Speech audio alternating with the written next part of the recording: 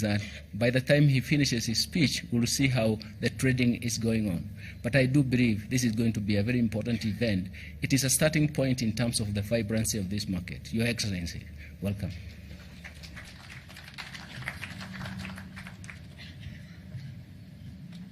Thank you very much, Minister. Asante sana. Thank you very much. Let's take our seats. Thank you.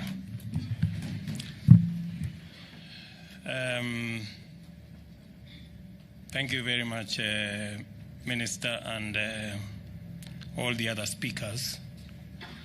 Maybe it is a good moment to apologize to the ladies, because all the speakers who've spoken before me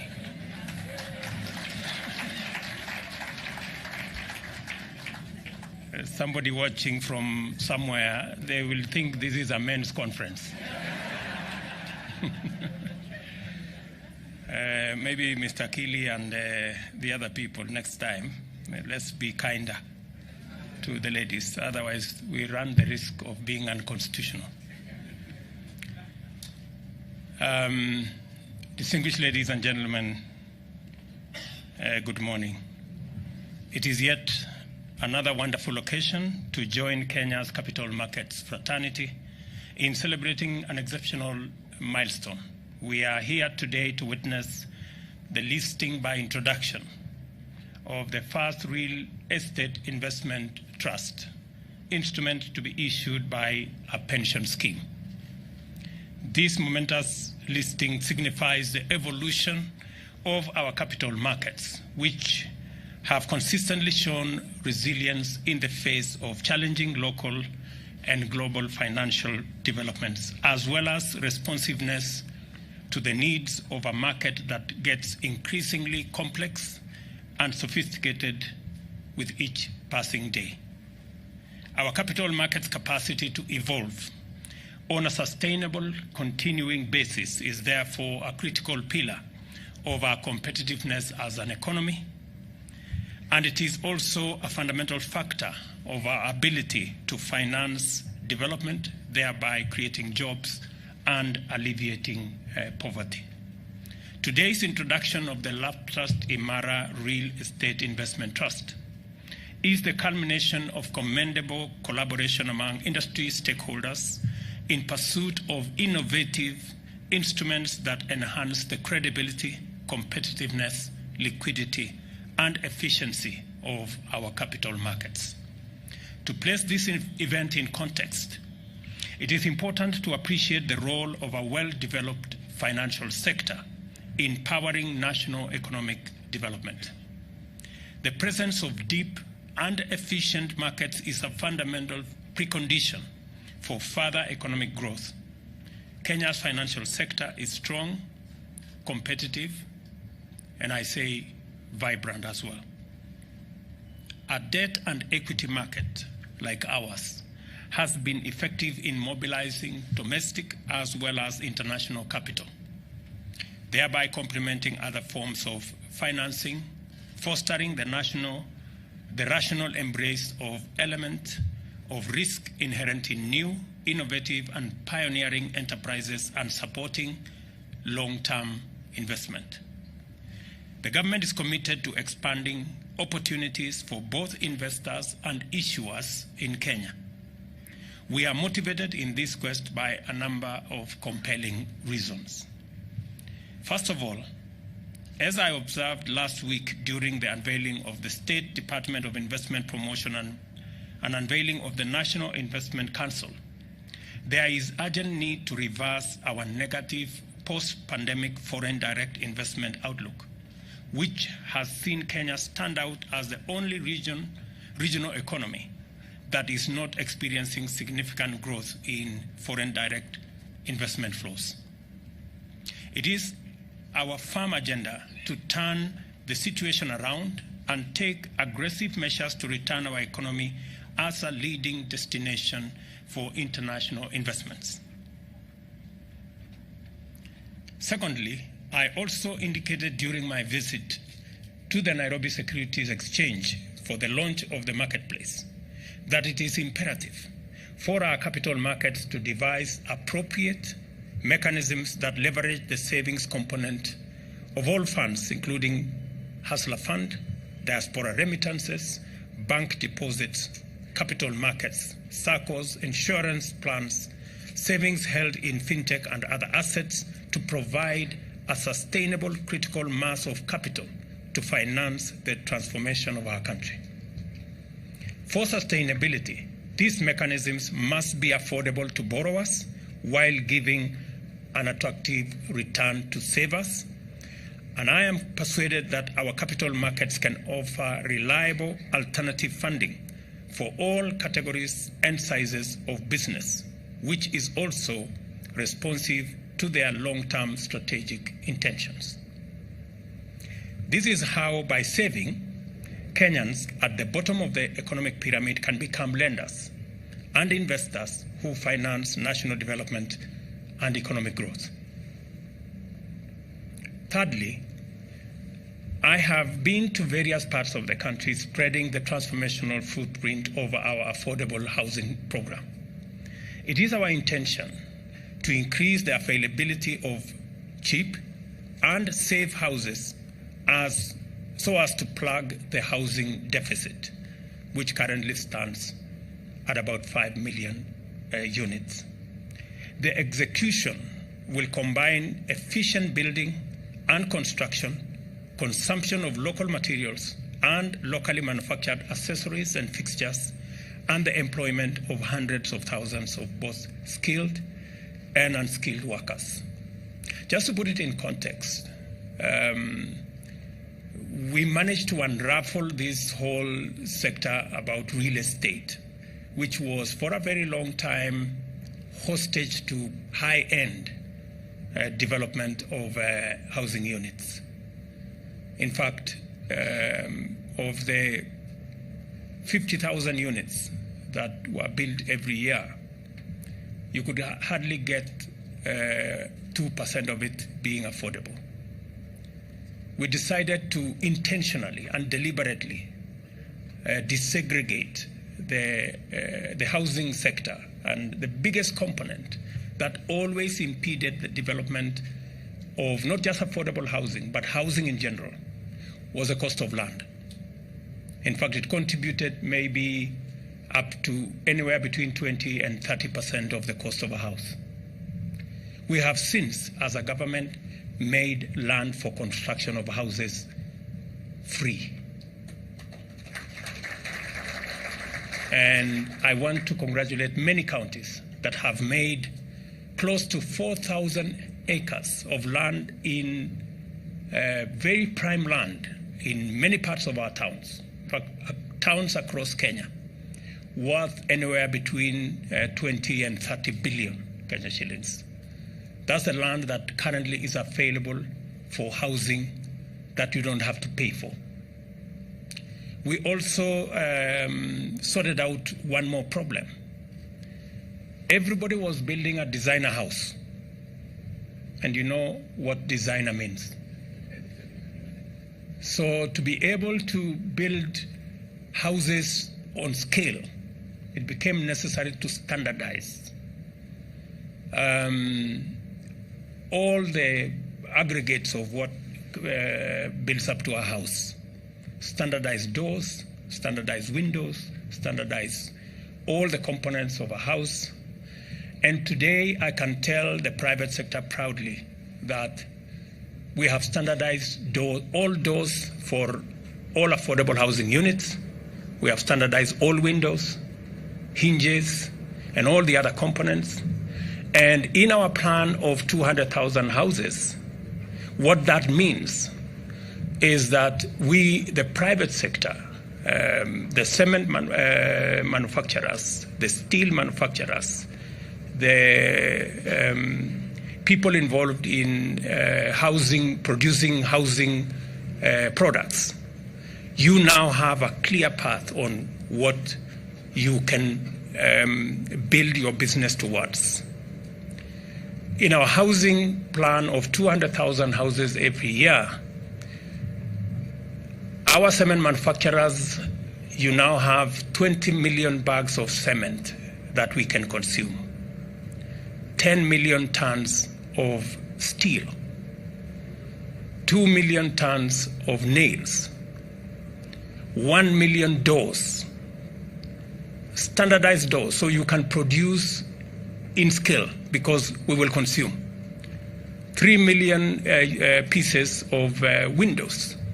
So those listening to me can begin to formulate their business and go into production because we will consume these units. So, and the reason is that once we desegregate and we standardize, we can mass produce these products. Mass production reduces the cost of production and the availability of these units. And that is the whole essence behind what we are doing in our housing space. That, of course, has other attendant. One final thing we decided to resolve using the housing fund, and hopefully these REITs and all the other REITs that will come after this, and we have encouraged our pension schemes to come on board, is the offtake plan. So if we sort out the land for construction, we also make the housing development itself competitive by producing en masse and in scale. And we provide an offtake plan that is sensitive to low-income Kenyans. Then we have sorted out the whole housing jigsaw and we can go into production. And that is what the government of Kenya is offering. We are already doing the units in 11 counties. We have advertised by 30th of this month, another 7 counties. And we are on course to ensuring that we not only meet the 200,000 housing units, but we surpass it. And therefore, I am challenging our pension schemes to step up and provide the offtake. I know a fund manager is looking at a treasury bond, and that gives him a fair return. I want to encourage you that you will not only get a fair return by investing in our housing scheme, but you will have big impact. You can look at a house and you can proudly say, I supported Kenya, a Kenyan to have a roof over their heads. So I think it will be a double win. We look to the capital markets as the principal source of the funds for the affordable housing program, as well as development pillar of our transformational agenda. In particular, the investors participating in the public-private partnership that will become the favored delivery mechanism, which will benefit tremendously from affordable capital sourced in liquid and efficient capital markets. Further, beyond PPPs, the government is committed to the expeditious divestiture of government interest in various entities across several sectors through privatization. We expect the capital markets to rise to the occasion and mobilize capital and give the taxpayers excellent value. Again, as I made a commitment when I came to this stock exchange, this securities exchange last year, I made a commitment that government is going to divest so that we can democratize our wealth and allow more Kenyans to own a piece of what is Kenya, and especially entities that are currently Kenyan owned. When we went to run with that exercise, we found that the law that existed was actually the biggest impediment to any privatization. It's a law that has been there for the last almost 15 years, and it has made it impossible for any divestiture to happen and for any democratization of what is owned by government to be undertaken. Yesterday in Cabinet, we approved a new law that will provide mechanisms for Kenyans to own part of what is Kenya. And I am looking forward to the Nairobi Stock Exchange, to the Securities Exchange here, to provide the necessary capital for Kenyans to buy into these entities. Additionally, it is of particular importance for me to emphasize our strong expectation that Kenya's capital markets can and must be revitalized by enlisting the participation of micro, small and medium enterprises, as well as the large multinational companies that have set up business operations in Kenya. Listing these vital actors will deepen and invigorate the capital markets considerably. I am looking forward to days in the very near future when we will be reporting every Monday and every Thursday to be the days that were traded highest in the Nairobi Stock Exchange.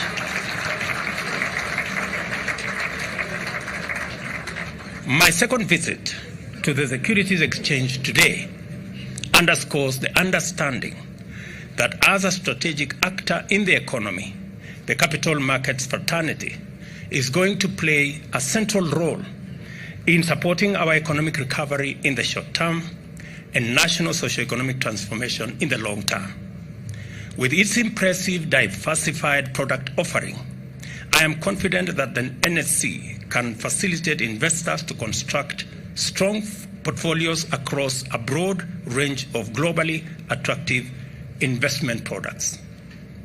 Like other developed markets, our capital markets now offers quasi as well as advanced products, including real estate investment trusts, exchange-traded funds, and derivatives.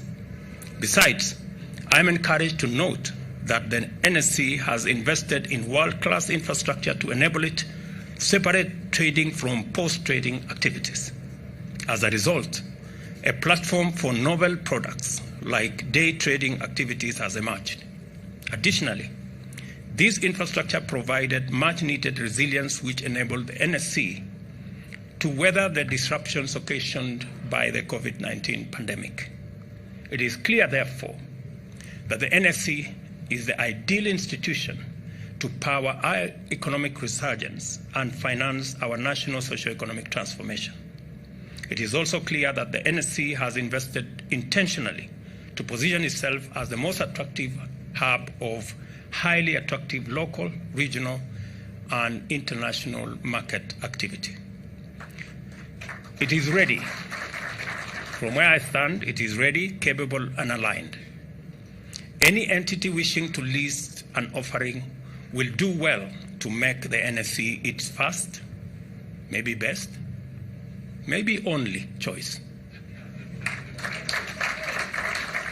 This is what CPF Financial Services have done with these inaugural REITs, and the reasons are abundantly clear. I commend the CPF services for developing a product that astutely aligns the interests of their investors with our transformational agenda in a highly rewarding sector. This kind of visionary problem-solving strategic imagination is needed to usher our capital markets and economy back to its traditional pioneering place. At this point, I wish to emphasize the government's commitment to sound, consistent, stable, and predictable investor protection mechanism consisting of an impartial and transparent regulatory framework. We shall not compromise on our quest to establish and maintain a standard of leadership, governance, and management in our capital markets that inspires the confidence of international capital markets actors and investors in order to reverse our recent negative performance. It is our intention to give comfort to local and international investors through credible and effective institutions and reactivate our dormant central depository investor accounts. And let me say here that something that was raised by members of the Nairobi Securities Exchange about the availability of or the dollar constraints, not just in our economy, but globally. That as a government, we have made innovative intentions and undertaken innovative strategy to ensure that we ease the burden of availability of dollar in our market. We just concluded last week an arrangement, a market-driven arrangement in our fuel sector that will see Kenya access all our fuel needs on a deferred 6-month credit. That will eliminate a demand of $500 million every month from this market. And therefore, for the people who work numbers, I am giving you free advice that those of you who are holding dollars, you surely might go into losses. You better do what you must do, because this market is going to be different in a couple of weeks. And secondly, we, through the central bank, we are having conversations to reinstate the interbank exchange market that has since not worked. And I am happy that the players in that sector, including our banks, are coming forward and they are participating, and they are working with the central bank so that we can again take charge of our market and that it is not allowed to be distorted by brokers. I'm told the only place where brokers are accepted is at the exchange. Anywhere else, they are banned. And so I just want to assure those in Kenya who are facing challenges of access to dollars that we have taken steps to ensure that dollar availability in the next couple of weeks is going to be very different, because our fuel companies will now be paying for fuel in Kenya shillings. They do not have to look for dollars every month, because we have done what we must do as government to ensure that we ease the burden on people who want to realize their returns in dollars. And I was being told by the chairman of NSC, so Mr. Chairman, you have nothing to worry about. We have taken adequate steps to make sure that that is sorted. Let me also confirm to you that the government of Kenya, as I made a commitment, we are going to be listing public-owned entities shortly. And I like the fact that you have said you are ready to take me on. Let's see. Yeah, let's see. So I never lose sight of this contest, because in my desk, right in front of my desk, is the bull and the bell you gave me when I came here the last time. I also want to give you my commitment that the business and investment environment in Kenya is secure and conducive on a sustainable basis. Through the rule of law, the government will take robust measures to honor and respect the rights of all, and measures and demonstrate. Let me take that again. I also want to give you my commitment that the business and investment environment in Kenya is secure and conducive on a continuous basis. Through the rule of law, the government will take robust measures to honor and respect the rights of all, and demonstrate that no one is above the law by decisively combating impunity, lawlessness, and disorder. We have a duty to ensure that every worker and every hustler, from a Mamboga MSME to the global multinational corporation operating in Kenya, enjoy a conducive environment to pursue their goals unhindered. There is no reason whatsoever for anyone to stand in the way of free enterprise, disrupt business, or sabotage economic activity, or work as economic terrorists for personal selfish interest. Such impunity must be dealt with firmly, and full accountability enforced to vindicate Kenya's commitment as a free market economy.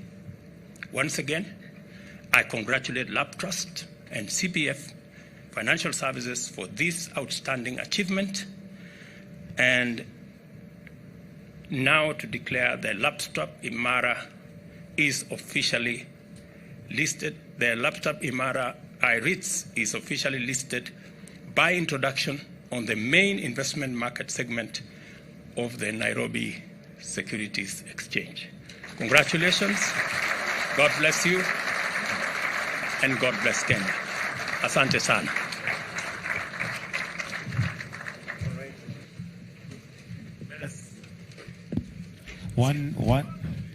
Let us give His Excellency one more round of applause.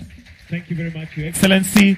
And with your permission, sir, CPF Laptrust had a gift that they had prepared for you, so I'll invite Mr. Kili to just come and present.